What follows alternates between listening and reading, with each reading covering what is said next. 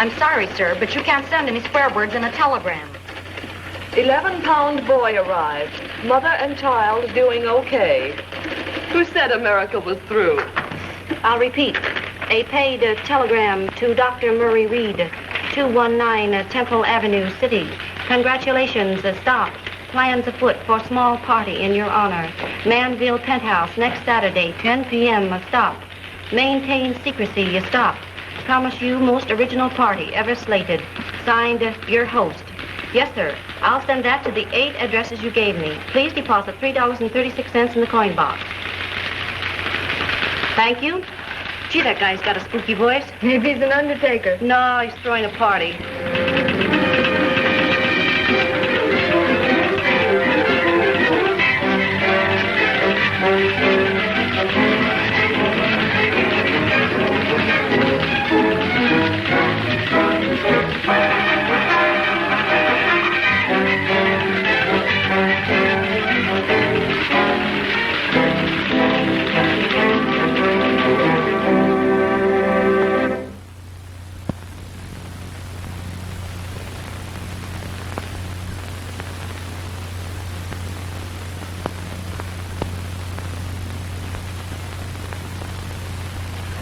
No answer.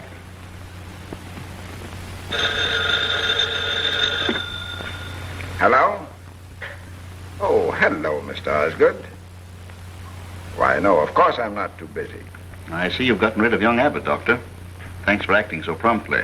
Well, you may rest assured that I will never retain anyone on the faculty who is distasteful to you, Mr. Osgood. Yeah. But he claims it wasn't radicalism. He says it was just constructive patriotism to train the next generation to take care of crooks like you, Mr. Osgood, who cheat the investing public. Yes. Oh, by the way, the papers tonight will carry the story of your latest gift to us. Oh, that wasn't necessary, Doctor. You know how I dislike publicity. Perhaps my example will encourage others. It's all right, Doctor. Keep up the good work. Get the afternoon papers. Clip all references to my gift to Rayburn University. Yes, sir. There's a Mr. Henry Abbott waiting to see you. Abbott? Probably wants me to have him reinstated in the university. Let him wait. Yes, sir. And get campaign headquarters. I want to talk to Burke. Yes, sir.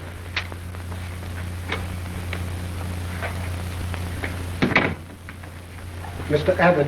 Yes. Mr. Osgood says for you to wait. Thank you. Oh, good afternoon, Mr. Burke. Hello, Burke. What's up?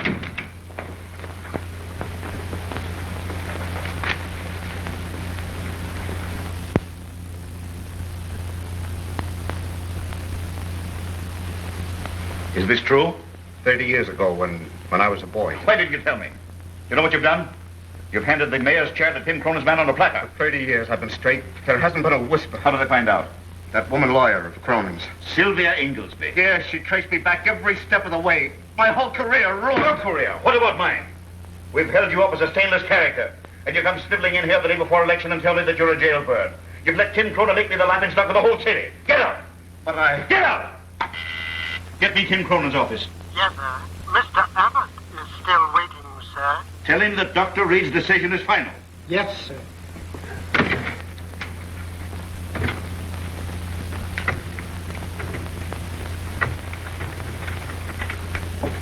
Mr. Abbott. Yes. Mr. Osgood says to tell you that Dr. Reed's decision was final. Ask him if he needs a new candidate for mayor.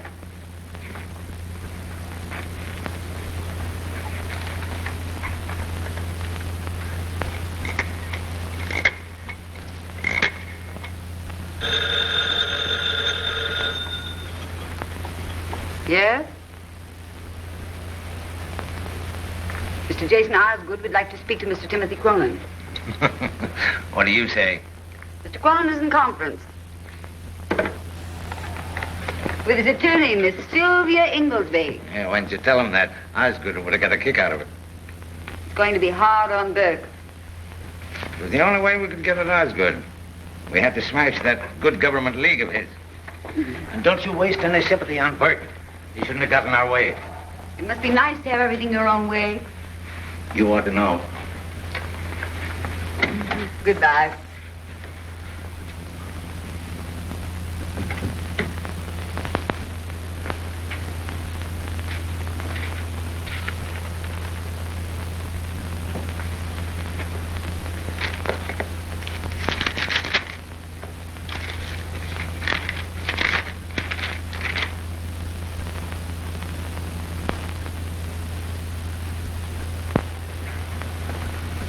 Two lumps, June. You know, Margaret, your party last night settled a problem for me. Really? What was it? About the Cronin girl. She's been everywhere, you know. Mm-hmm. But I couldn't quite make up my mind about her. Of course, when you left her out, that decided me. Well, I've no doubt she's a very nice girl. But after all, she is the daughter of a corrupt politician. And one must draw the line somewhere. Very grand, madam. Oh, thank you.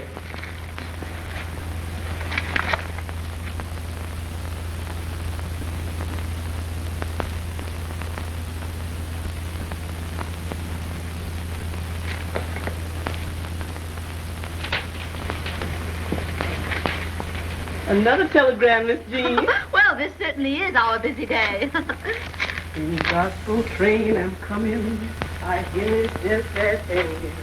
I hear the car wheels moving and rumbling through the land.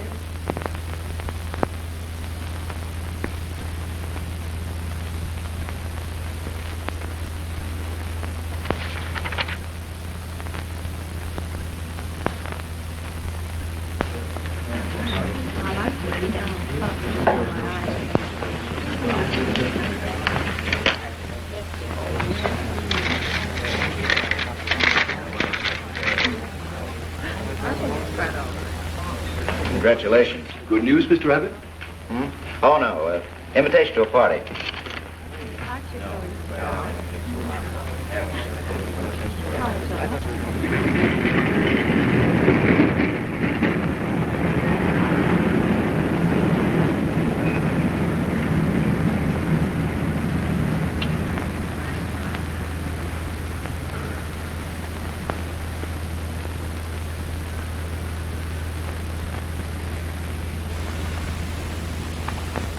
You and I are old friends, Margaret. Own up now, it was you who sent that telegram. Until I entered this room 5 minutes ago and found you here, I hadn't the slightest idea whom I was to meet or who was giving the party. But seeing you here, I had my suspicions. And I'm hardly in the mood for any celebration, especially after what happened at the polls yesterday. The whole town's laughing at me. I've never been so humiliated in my life. When I think of what Tim Cronin did to me, All right, Jason, it wasn't you. So we'll go back to Dr. Reed. Well, I know nothing whatever about it. At least, nothing more than is contained in this telegram. Well, I think it's all a silly joke. Well, it was clever enough to bring us here. It was clever at that. Seems to me, Margaret, that somebody's trying to challenge your position as getting the city's most humorous parties. Well, tonight I'm quite content to be a guest. And when our host appears, I'm going to ask him to show me his house. The little I've seen is marvelous. But I don't like it. I don't like it a bit.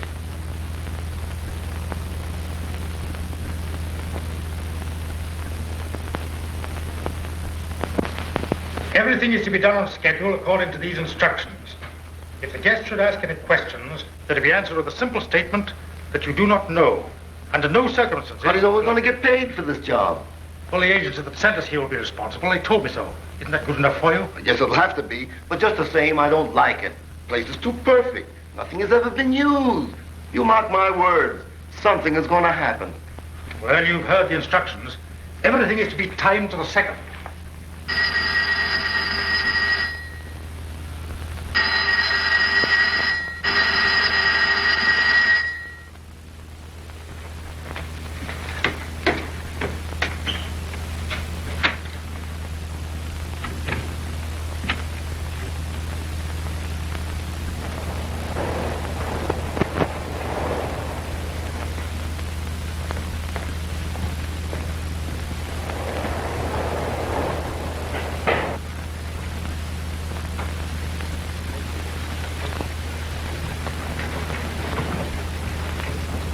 Don't think I'm through. Just now, Tim Cronin's in control. But Cronin's a crook, and crooks are always greedy. He'll make mistakes, and then I'll have him. Cronin's a dangerous man, Mr. Osgood. I've heard some terrible stories about him. Anything you've heard about Cronin, you can multiply by 2. The man's utterly unscrupulous. What name shall I say? Well, somebody's got a sense of humor.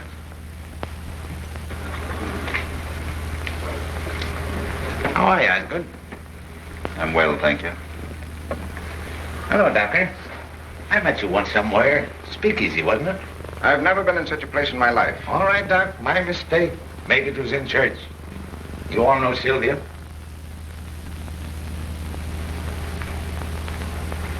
This, I believe, is Mrs. Chisholm.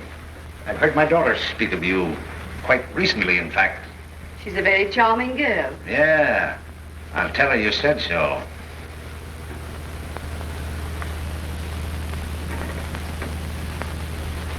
How are you? Fine, and you? Splendid, thank you. Glad to hear it. Interesting place, this. No hard feelings, I hope, Osgood. My man won and yours lost. I guess that's all there is to it. I don't think there's anything to be gained by discussing the matter. Okay. I sure love a good loser. What a place, eh? Hadn't any idea it would look like this. Why not own up, Sylvia? You're the one who sent those telegrams. You're wrong, my dear. I got one myself. Shall I read it to you? That's hardly necessary. We all got them.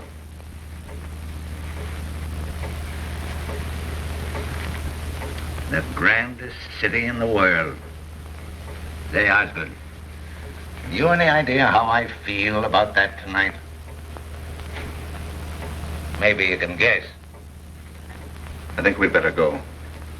Oh, Doctor. Doctor. Yes? We're leaving. We're not very popular here. What do you want to go for? Why, you only just come. Somebody planned a swell party and now you want to run out on it. Everybody makes whoopee on Saturday night. We've got that much in common anyhow. Good night.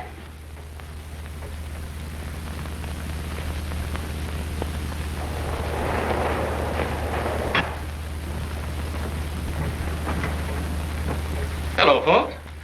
Well, this is a surprise. Why don't they build elevators all the way up to penthouses? Good evening, Miss Chisholm. Mr. Osgood. How are you? Doctor. How do you do? Well, Sylvia.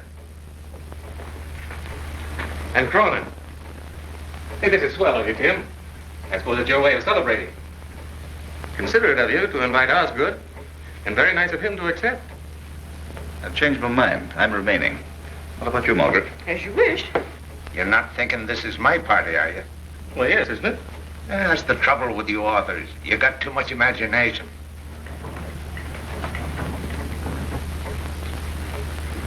Name, please. Hello, everybody. Friends and enemies. Oh, this is rich. How are you, Margaret? Hello. Which one do I thank? Hello, Osgood. Why, Doctor, is this a pleasure or is it a pleasure? Hello, Sylvia. Is this your idea of a joke, Mr. Abbott? What, meeting you? You should take yourself more seriously, Doctor. Hello, Jim. I'm asking if you invited me here as a perverted joke on myself. If so, I will... I? Why, Doctor, have you forgotten? I'm one of the unemployed. Oh, allow me, Mr. Cronin, Mr. Abbott. Isn't this your party? I wish I could plead guilty, but I don't run to this sort of thing. My guess is as good as anyone's. I picked Jean Trent. Oh, that's impossible. She wouldn't have asked me. Oh, don't be silly, Jim. Jean's too good a sport to hold grudges. Well, who else could it be? The whole thing's got Hollywood stamped all over it. Why, those people can't even pay their gas bills without a lot of drama.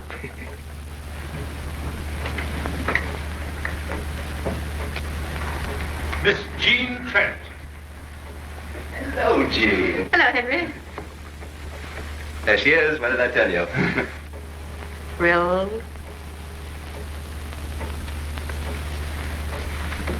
Now then, everyone. Make your prettiest bows and say thank you. Jean, is this your party? My dear, your roof garden is charming. Wait a minute. I don't understand. Oh, come along now, Jean. You've had your fun. Now own up. Well, don't be silly, Henry.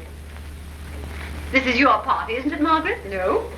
Jean, I'm clairvoyant. I can read your thoughts like an open book. Now look me in the eye You received a telegram asking you to come to this party and signed your host, didn't you? Yes, I did. I knew it. So did I. So did all of us. But the peculiar thing about this shindig is there isn't any host.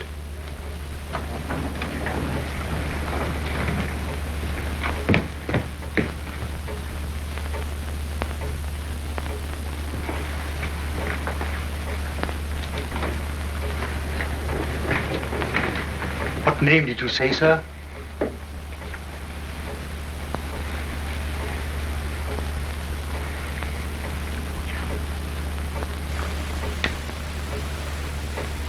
Mr. William Jones.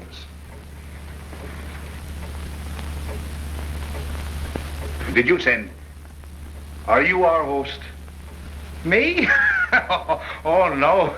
Excuse me, sir. I'm the assistant butler. What? Well, you see, I ain't got no fish and soup. And I gotta wait for my brother to come home. He works in a speak up on 50th Street. And that's why I'm so late. Go into the kitchen. Yes, sir. I regret, sir. I apologize, sir. All right. What's your name? Hawkins, sir. It would be. Hawkins, we'd like to know something. Who's giving this party? That I cannot tell you, madam. You mean it's a secret? I mean, I do not know, sir. I was engaged this afternoon by telephone through the Castildan agency. Typewritten instructions were mailed to me, sir.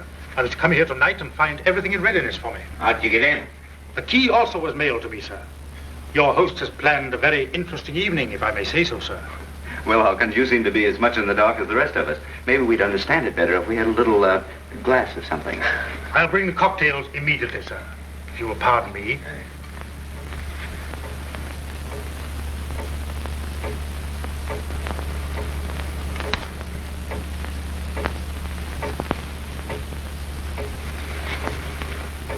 Don't turn that thing on, Hawkins. It makes such a beastly noise. If you don't mind, sir. Oh, but I do mind.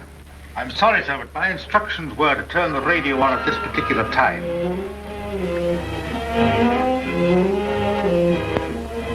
Patience is such a sweet virtue. Don't you think, Doctor? Jean, shall I go or stay? It doesn't make the slightest bit of difference to me. I don't want to spoil your evening.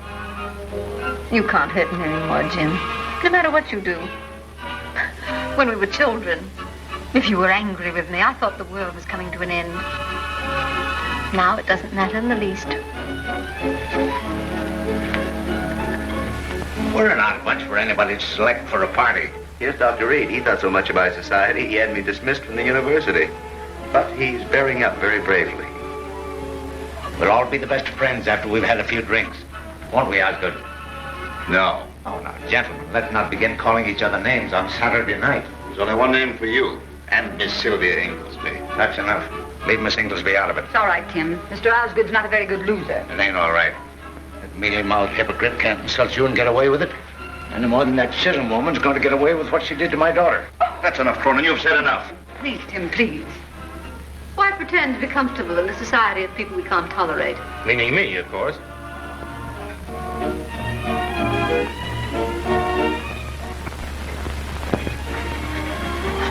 Please.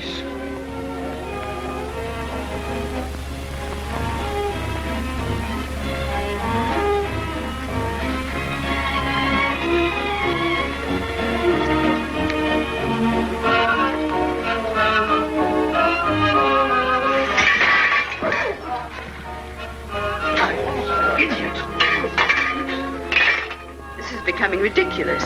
The kitchen. Go into the kitchen.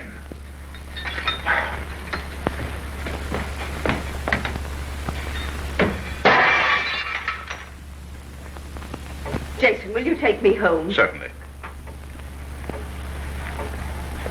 I'm going too. Are you coming, Doctor? Wait! Don't anyone leave. This is Station WITS, WITS, broadcasting. I trust you have enjoyed the first part of the evening's entertainment. You are now listening to the voice of your host. Ladies and gentlemen, you are promised the most original party ever given in this city. Tonight, my friends, we are to play an amusing game in which each of you will have ample opportunity to use your brain. This may be fun after all. Now we'll clear up this mystery. He's very clever, whoever he is. It doesn't sound like any voice I've ever heard. But where can he be? Probably sitting in another room with one of those trick microphones hooked up to this thing. I warn you, however, the stakes will be high, for tonight you are commanded to play an absorbing game, a game of death. You have been chosen with care, for only men and women of your exceptional intellectual ability will be worthy opponents. Until dawn, we will play a game of wits, yours against mine. Do you think you can frighten us with this kind of nonsense? Jason, I am frightened. Someone's having a joke. I warn you, it is not a joke. This is the voice of one you know well. One who has planned revenge because of deadly wrong. Give attention to the rules and try to win. He hears us. You will notice the telephone connections have been cut.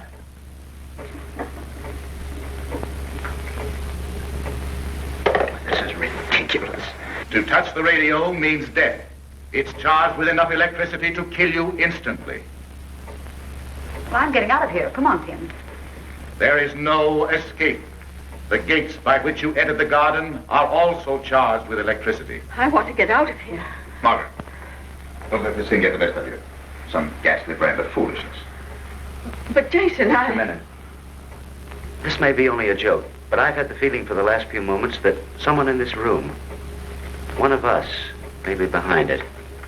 You're crazy. There are people here I wouldn't be found dead with. But I don't think they're capable of this. Thanks. Every one of you has some secret which you hide from the world. Through these weaknesses, I will attack you. If one of my guests lacks the courage to play the game with me, I have provided a simple means of escape. If you will look on the shelf above the fireplace, you will find a small bottle.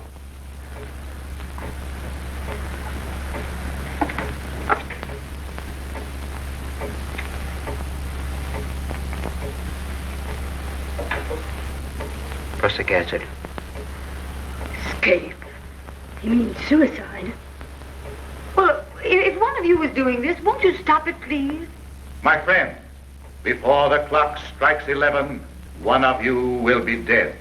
The one who least deserves to live. This is absurd. For those of you who think it is a jest, permit me to direct you to the door at the right of the entrance. The key is in the hand on the table. Now we'll meet our host. He's been behind that door all the time. Why, of course, it couldn't be anything but a joke.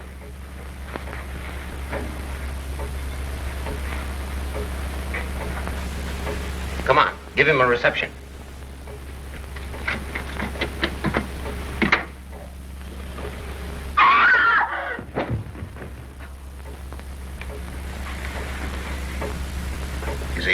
Is he dead?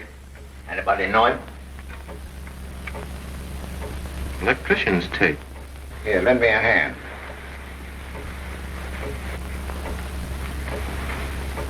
Gene.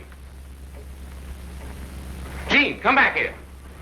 Come back here. Gene, don't be killed. What?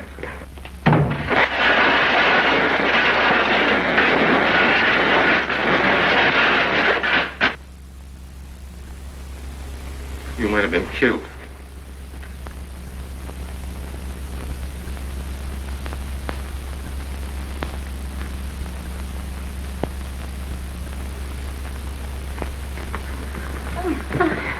There, dear. I guess the best thing for us to do is to stay in this room. Gentlemen, I've got an idea. Come on.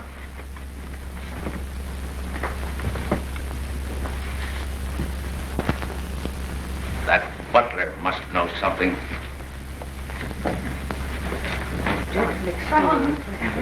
I think we better go in with the others. I think that's a good idea. All right. You'll feel better. I'm all right now.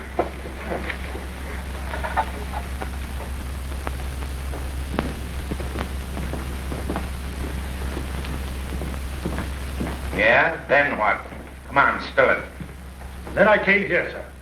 I met the chef down below and we came up together. Since then, I've been carrying out my instructions, sir. Ever been here before? No, sir. You're lying. No, you don't. Find some rope and we'll tie these fellas up.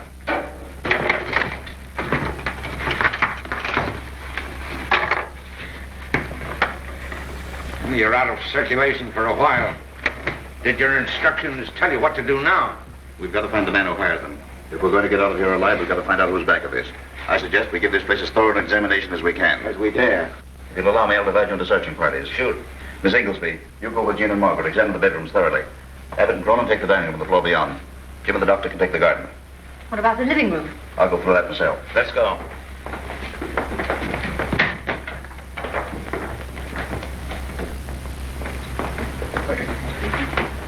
Yes. Would you like me to go with you, Jean?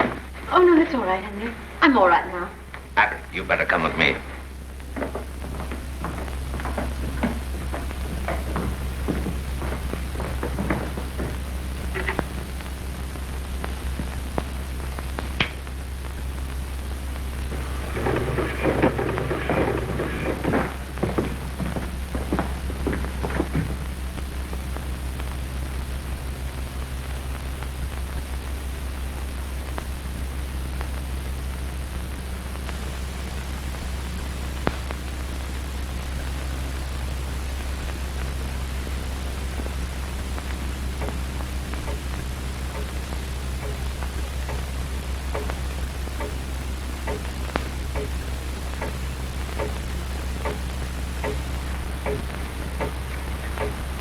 Can you hear me? It's Jason Osgood. There's nobody else in here. You said you were going to kill me. Well, I make it worth your while to let me out of this. Don't you understand? I'm not trying to threaten you. I'm trying to make a bargain. I'll give you $50,000. I won't try to find out who you are. I'll give you $100,000. More than that if you give me time to get it.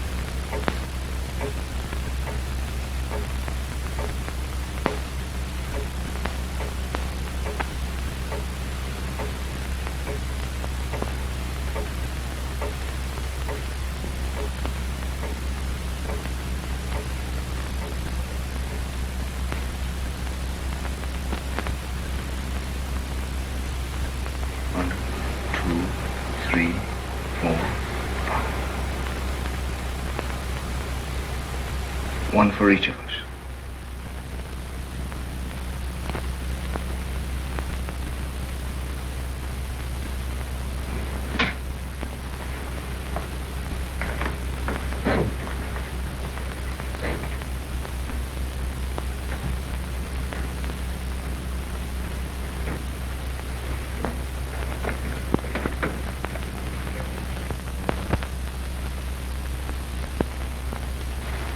Come on, let's get back.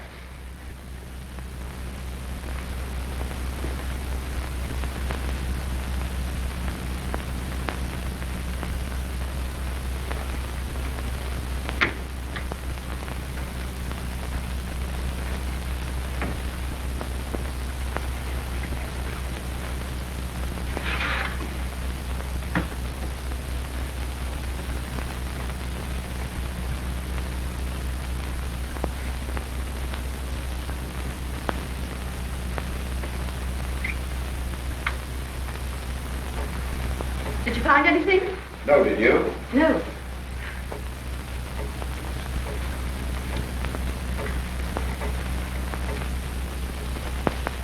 Where's Mr. Osgood? Right here. Oh, Jason. I thought we might need something. Hey, you're not so bad after all, Osgood. Thanks.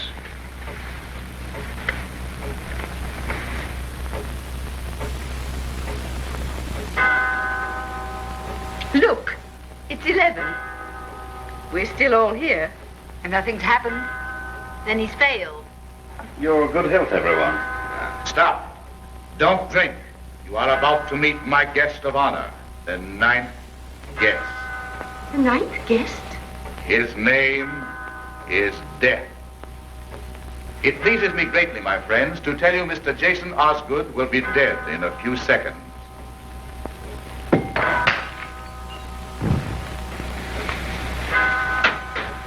Let me get his pulse.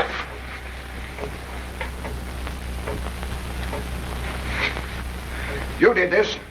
You're crazy. You wanted him out of the way so you and your crowd could do as you pleased. Now he's gone. You killed him. Why, you fool. Don't do that. You hated him. We all know that. Sure, I hated him. But not enough to kill him. You don't have to stand this kind of talk to him. Please, please, we've got to keep our heads. My friends, none of you is guilty of the death of this man. He was the agent of his own death.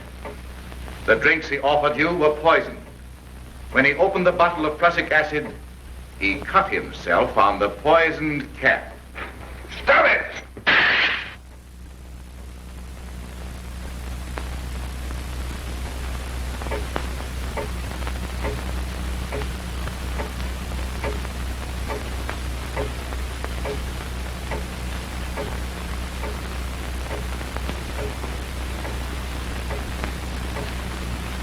I can't stand it.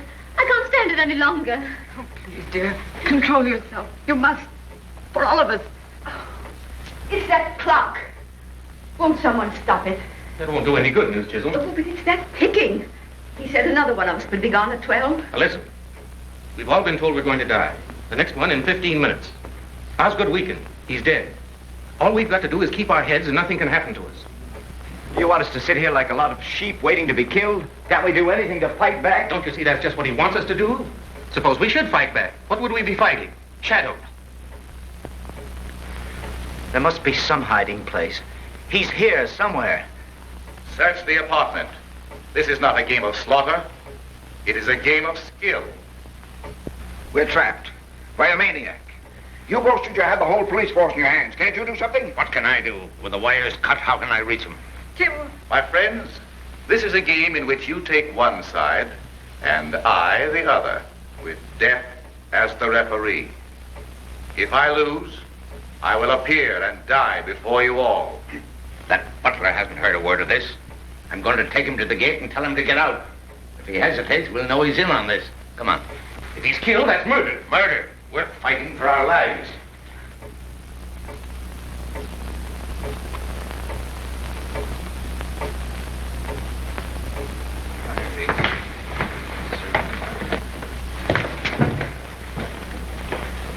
He heard you.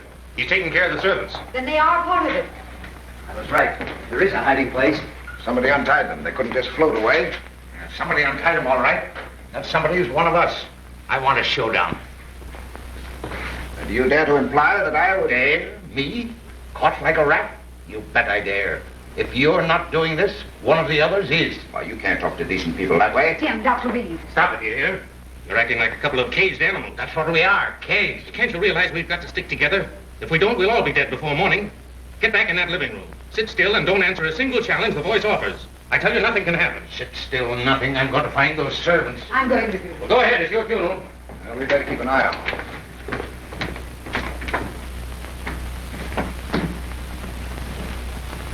Come, Margaret. Oh, wait.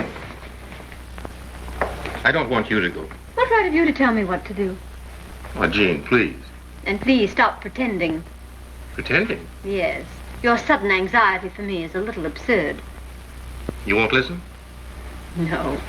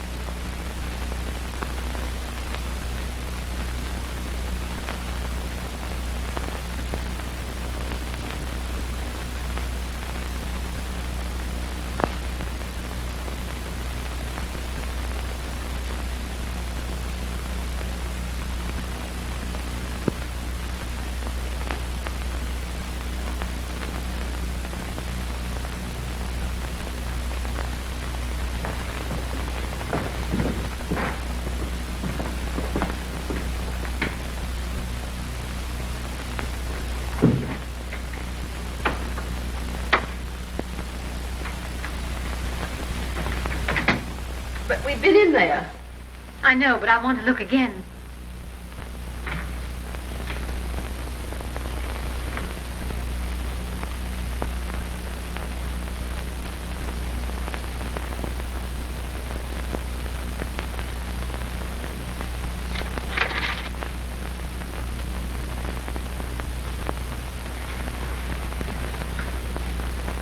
Did you find anything? Did you find anything? No. Come along, then. The others will be wondering where we are.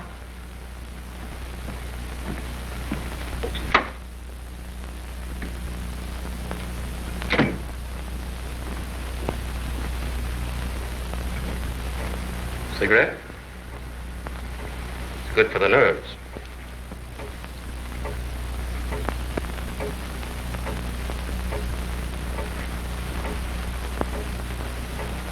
No, thanks. I'll smoke my own.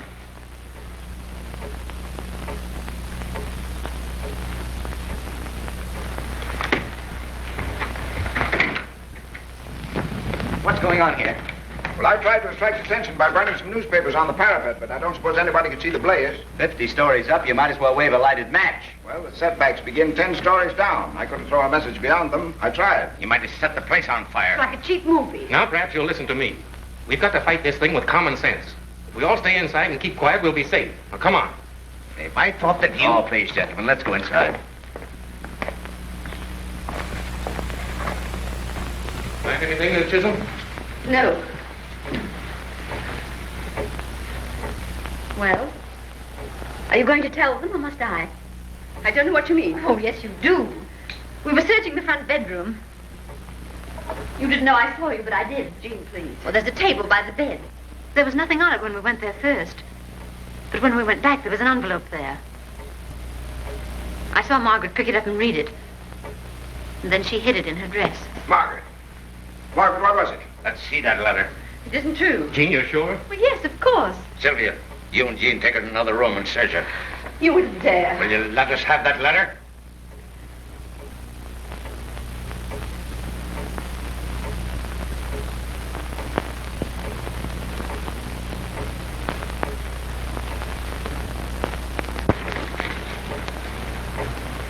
Before the night is over, Margaret Chisholm, I will expose you for what you are, your host. What does it mean? I don't know. I'm as ready to answer for her as for myself. There's no mystery in her life, no secrets. This letter may have something to do with our predicament. You've got to tell us what it means. She'll tell, all right. The time draws near when the second of our company is to leave us. I am sure you will agree that the second, like the first, is unworthy of such a distinguished company. Before our guest departs, some details of her life may be of interest to you. Her life? I have selected for my next opponent our brilliant society leader, Mrs. Margaret Chisholm. Stop it, stop it. This woman has no right to the name you know her by.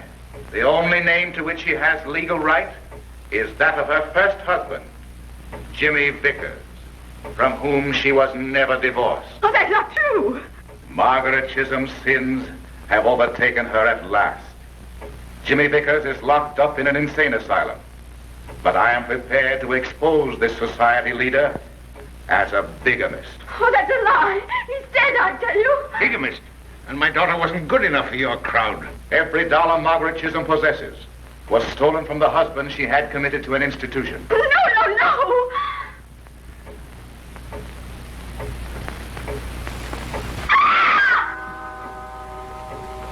Margaret!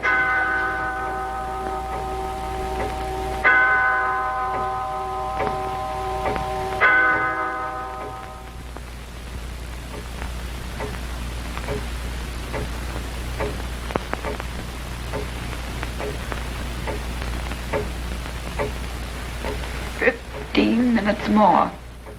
Stop it, please. 15 minutes more. Can't somebody stop her?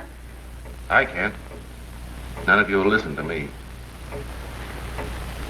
You told us to sit still. Nothing would happen. Now Margaret's dead.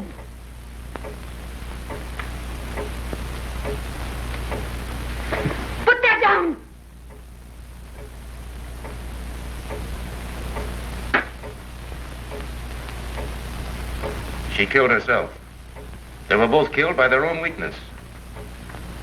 Just as that radio voice said all of us would be. It's one of us. It must be. We've looked everywhere. Yet the servants disappeared. Somebody helped them. And that letter. Somebody put it where Margaret would find it. 15 minutes more. He just said another would go. You're the only one here would like to kill me. Now Osgood's gone. I never earned the reputation of a killer. You have. Are you yellow school teacher? Jim, please.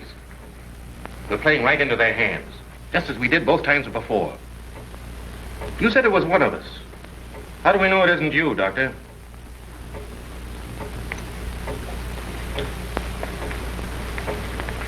Or you? You're in league with half the crooks and racketeers in the city.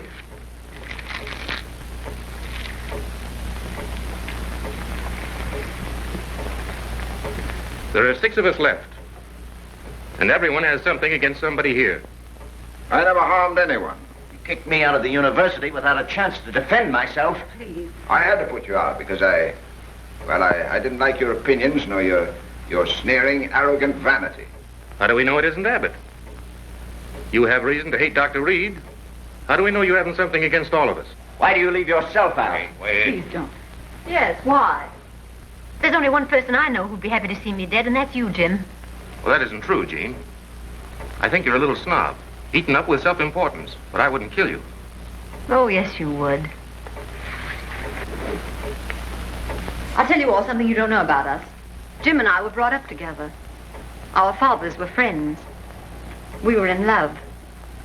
But I soon got over it when I found out Jim hadn't an ideal in the world but money. Our fathers between them owned the Chetwood estate. They left it to us with a proviso that it couldn't be sold unless we both agreed, because they thought we'd be married and live there. When Jim found out there was oil on the land, he wanted to sell it. But I refused.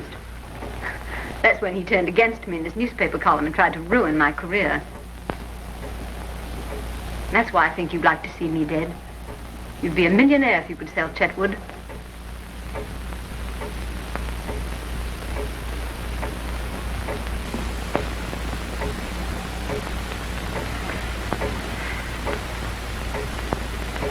Have you finished? Yes. Jean, I'll tell you the truth. I've loved you ever since you were a little girl. There's never been anyone else. I know you're vain and shallow. But as long as I live, I'll go on loving you. Because I can't help myself.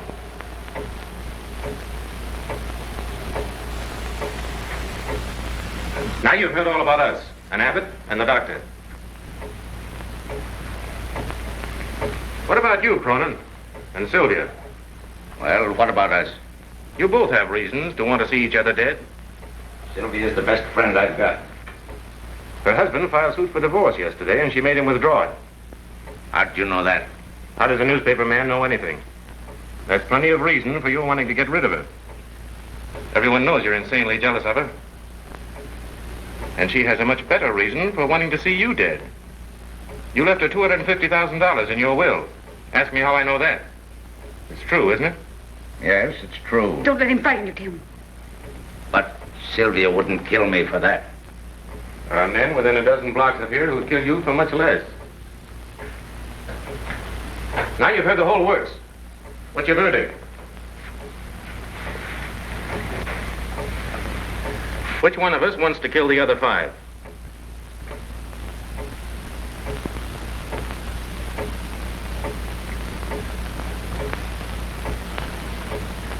Don't all speak at once.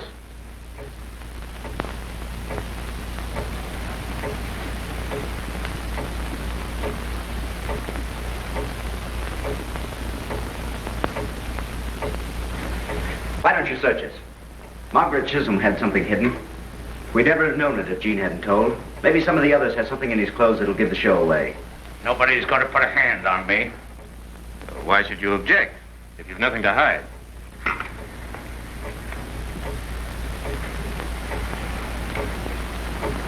Well?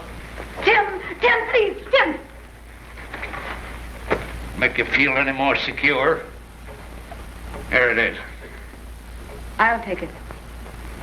I've got enemies enough. I always carry a gun. Search him. Take him. You'll be sorry for something. What's this? The radio tube. It was you. Where did that thing come from? This is string-up, that's what it... Can't go, do you hear? Let it go. Sylvia! Put that gun down! Put it down!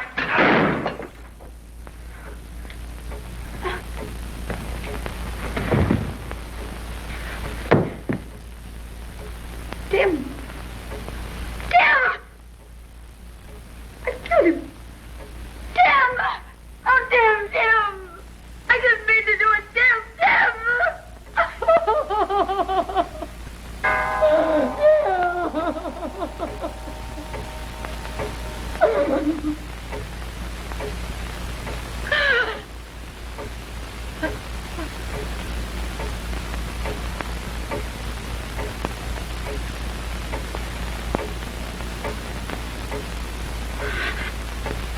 Sylvia! Stop. Sylvia, come back! Sylvia, stop! Sylvia! Sylvia!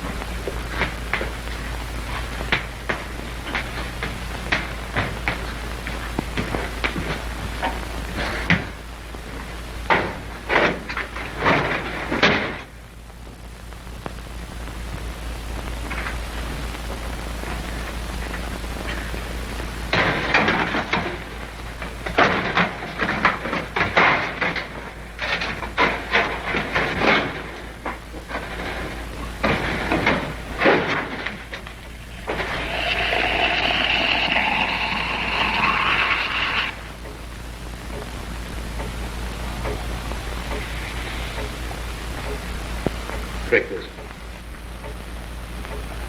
Jean.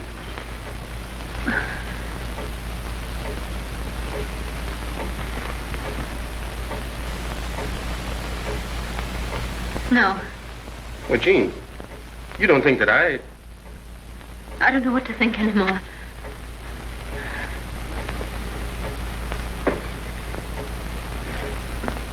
Well, we're all right, Jean. We're going to get out of this place. I know I'm going to die. You're not. The others all did something. They brought it on themselves. We won't. I love you, Jean.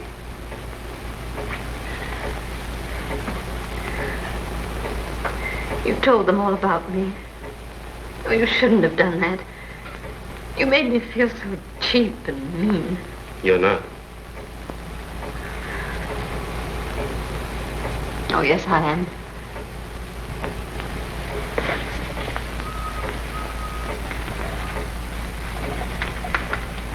Ever since that awful thing happened to Sylvia, I've been thinking.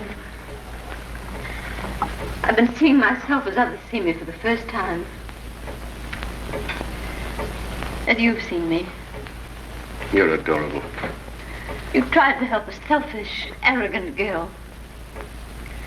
And she just thought you were greedy. What difference does that make? You're a success now. Oh, no, I'm not.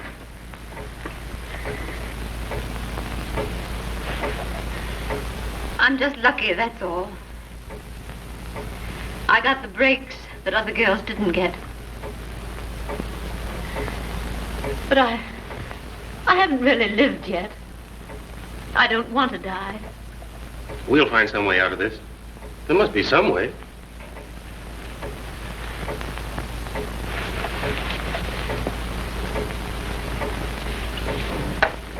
Here, drink this. Yes, Jim.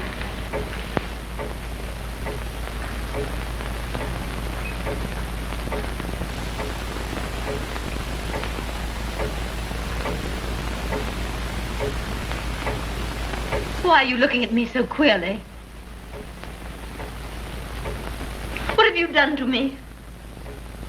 Nothing.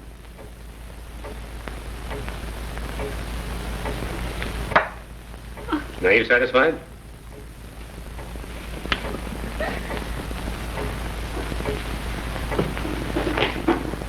One minute you admit that you're spoiled, and the next you accuse me of trying to poison you. Oh, I'm sorry, darling. I don't know what I'm saying. Oh, darling, don't let anything happen to me. I want to live. I want you. Oh, Jim, I'm afraid. I'm afraid.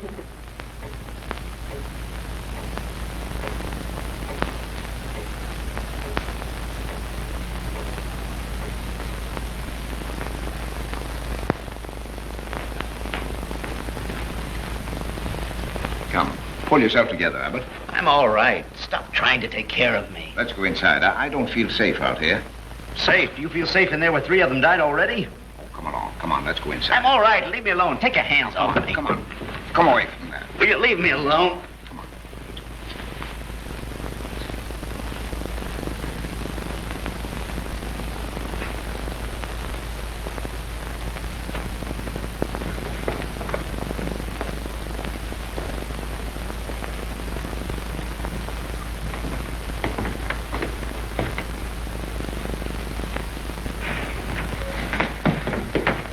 What are you doing down there? What are you doing down there? Where have you been? There's a door back of this refrigerator. Did you find my pencil?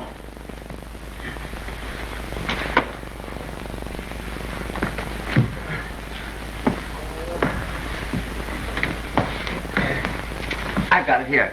Let me a hand.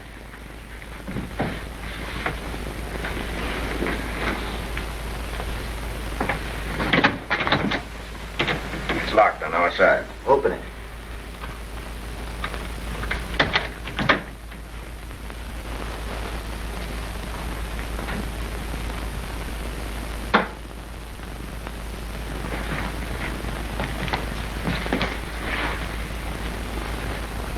They're drugged. For goodness sake. Oh, my pencil. I found my pencil. What do you know about this? Please. What architecture? Boy, oh boy. Eeny, meeny, miny, mo. I think that was... Oh, he's drunk. Yes, right, mister. He's drunk. Come on, let's get out of here. That's a good idea. Let's get out of here.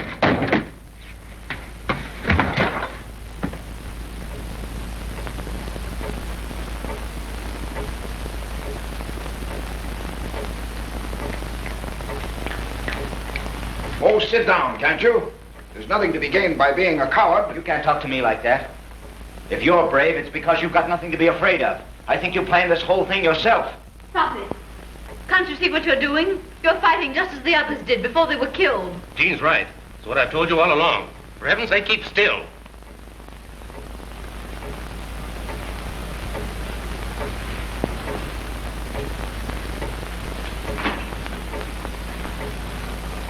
Why did you turn those lights out? Because I don't want to be any more conspicuous than I have to. Only 4 of my guests are left. Dr. Reed, the well-known educator, Jean Trent of the Honeyed Voice and the Golden Charm, Jim Daly, brilliant journalist, and Henry Abbott. Just 4 opponents. Are we cowards? Let's do something.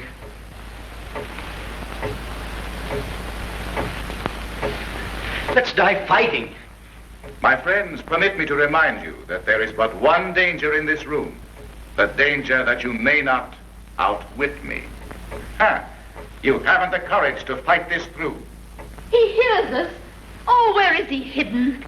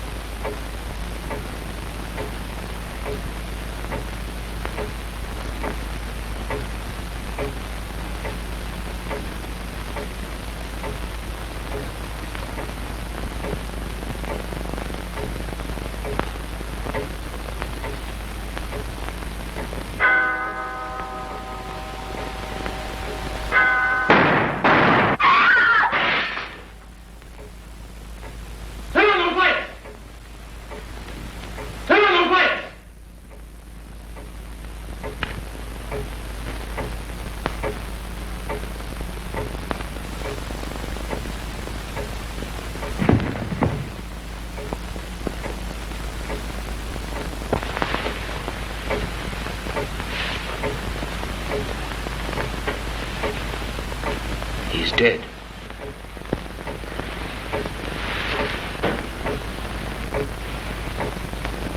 Someone's out on the roof.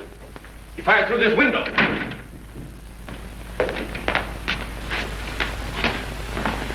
Jim! Jean.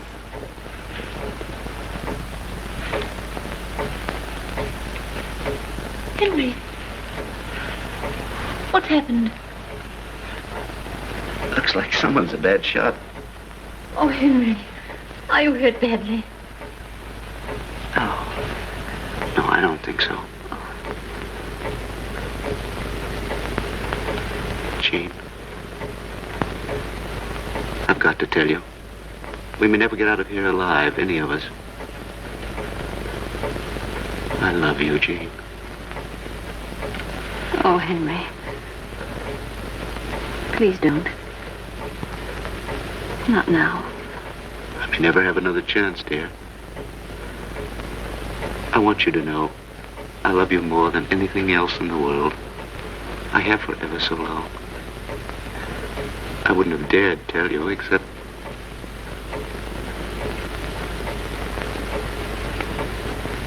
It doesn't make any difference whether I love you or not, does it? Oh, Henry, yes, of course.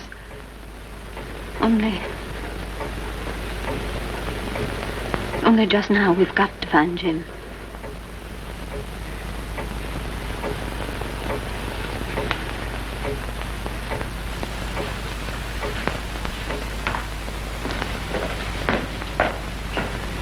Jim!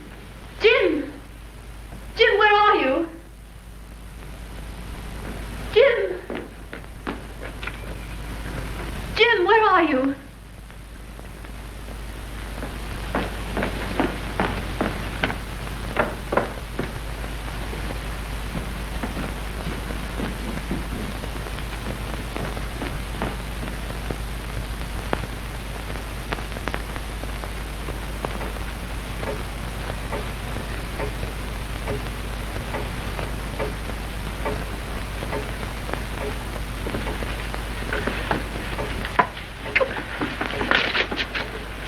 What are you doing?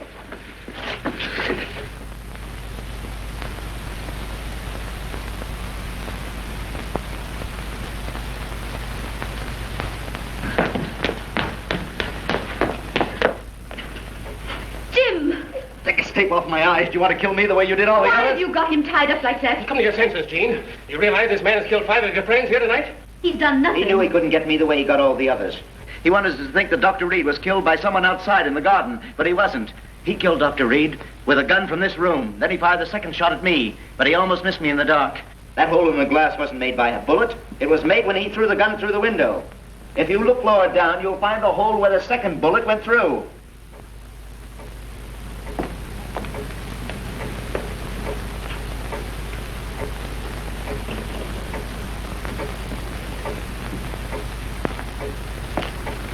Take that strip off his eyes. Jean, you don't understand. Take that tape off his eyes, quick! Jean, put that gun down. I mean it.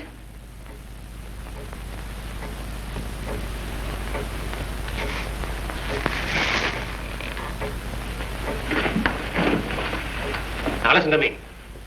I'm going to prove that Abbott and nobody else did this. He planned the whole ghastly party. For a long time, I couldn't see that any of our crowd could be guilty. And then suddenly it dawned on me. Abbott was the only one in the room that the voice answered directly. It never answered anybody else. Don't you believe him, Gene? Now I know who was in that closet. You introduced me to him months ago. He was a young electrical engineer. You brought him here to wire this place, and then you killed him. He's lying, Gene. Killed him in cold blood, just like you did the others. You killed him to keep your secret. Didn't you? Wait. Don't anyone leave. What is it? This is Station Wits, WITS Broadcasting. I trust you have enjoyed the first part of the evening's entertainment. You are now listening to the voice of your host. Now do you believe me? Abbott sat in his chair every chance he could get tonight. He was in it every time the radio voice started to speak. Listen to another.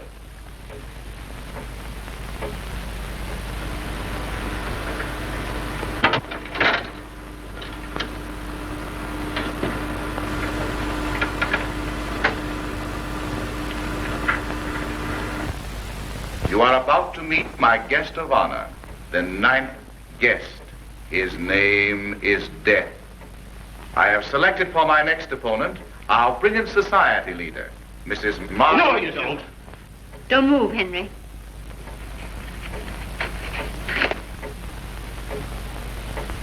A microphone. Now we know why the radio voice could follow our every move. When he couldn't count on those records, he had this. There are probably a dozen places in the house where he could plug it in. He killed Dr. Reed, and then wounded himself in some way to fool us, before he threw the gun through the window. All right. I promised I'd play fairly if you outwitted me. Well, I've lost.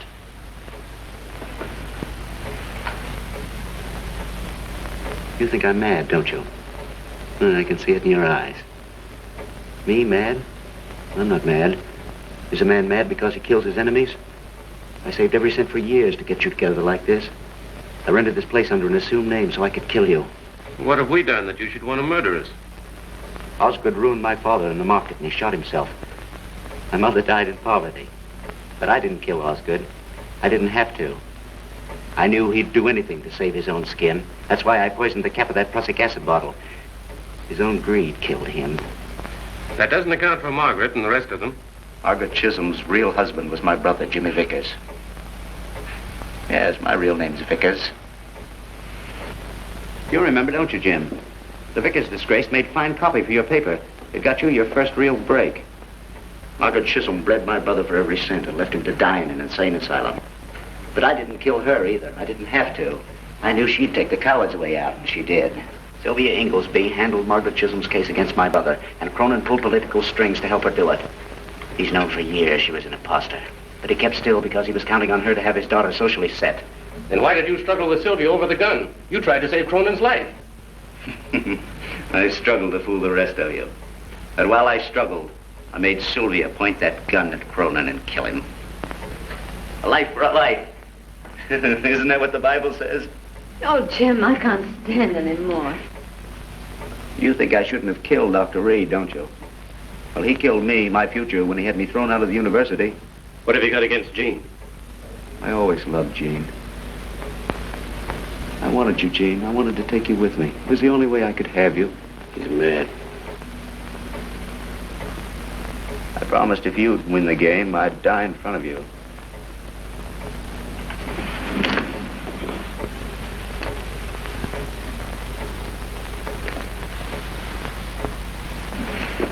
That's your last trick, Abbott. Now get us out of here or I'll kill you.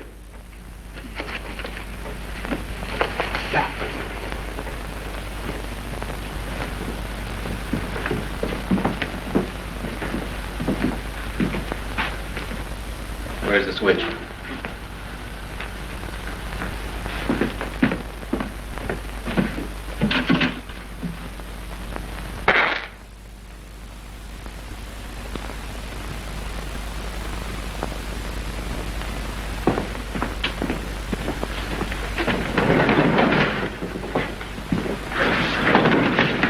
What are you doing? You needn't worry about me. Trials are such messy things.